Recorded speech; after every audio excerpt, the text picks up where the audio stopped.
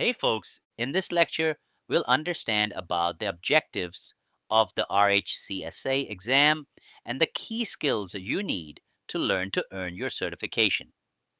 By the end of this video, you'll have a clear understanding of the exam topics and what you need to focus on during your preparation.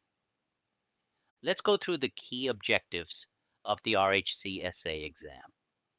First, managing users and groups. You'll need to create, modify, and delete users and groups. And also you will configure passwords, set ownership, and manage file permissions to control access to the system.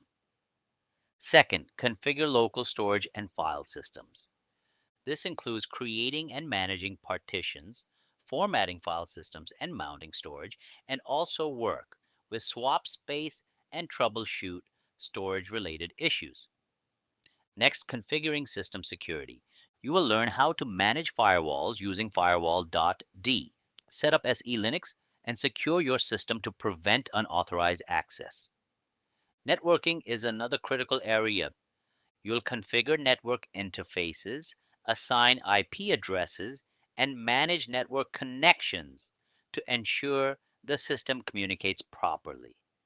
Please don't forget to subscribe to my channel and click on that like button if you like my video. Also click on that notification bell. Thank you. Managing processes and services is also important. You'll need to start, stop, and enable services using systemctl, and also monitor and manage system processes to keep everything running smoothly. Another objective is working with software packages.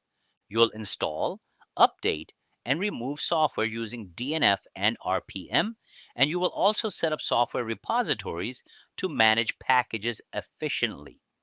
Scripting and automation are essential for system administrators. You'll learn the basics of bash scripting to automate tasks and use tools like cron jobs for scheduling. Finally, the exam also tests your ability to troubleshoot and solve problems related to system configuration, services, and storage. Each of these objectives focuses on practical skills that you'll use in real-world scenarios as a Linux system administrator.